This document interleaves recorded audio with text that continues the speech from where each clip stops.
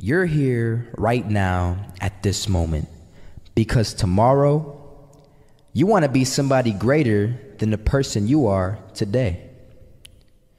You see yourself succeeding, you have a vision, you have a dream. Congratulations. You're already 10 steps ahead of 95% of the world. Imagine if Michael Jordan was scared of missing. He would have never taken a shot. Imagine if Steve Jobs was afraid of people not liking his product. There would be no iPhone. So ask yourself this: do you want to be a person who fears failure, or do you want to be a person who loves success? Which one? Because you're going to have to pick today. And I'll tell you one thing: one is a failure and one is a success. And if you love success, there is nothing that can stop you. All those negative things people say will mean nothing. They're gonna talk about how only 1% make it to the top. Big deal. Wanna know something else? Only 1% stick with that fitness program long enough to see results. Only 1% of nerds stick with that video game long enough to get good at it. Only 1% of relationships stick it out to the end. That doesn't mean you have a 1% chance. It just means you can't behave like the 99%. You'll have to do something better than giving up a month from now. Those are just numbers. You want to talk about numbers? Take a look around you and take a good look around you. Are you like 99% of the people around you? If you are, then you're in the wrong video, my friend. You have to love success just as much, because that's what's gonna allow you to get up and go for it. Being scared to fail won't do anything. In fact, when you love success and you start going for it, guess what happens? You're gonna fail. You're gonna fail 10 times, 100 times, maybe even 1,000 times. But that's okay. Failure isn't permanent. Falling isn't permanent. You get right back up and keep going. And this time, you're gonna be stronger, wiser, and you'll be more driven than ever. And for every 10 failures, you'll land one success. You have to love success so much that you're willing to fail 10 times before you can succeed once. That's how a winner does it. First half, I'm not gonna lie.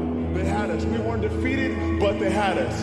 But it took guts, it took an attitude. That's all it takes. That's all it takes to be successful, is an attitude. And that's what our coach told us. He said, hey, it's gonna be tough. It's gonna be hard. You're gonna go out there, you're gonna battle, you're gonna fight, you're gonna do it for one, you're gonna do it for one another. Do it for each other, you're gonna do it for yourself, you're gonna do it for us, and you're gonna go out with this win. And we believe that, we truly did. And it's an awesome feeling. It's an awesome feeling when you truly believe that you're going to be successful. Regardless of the situation, regardless of the scoreboard, you're going to be successful because you put in all the time.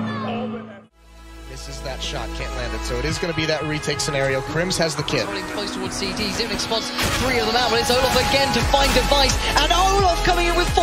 He wants the ace, and he gets it. There we go. What a superstar performance from that man. I was walking down the street and I saw an old man.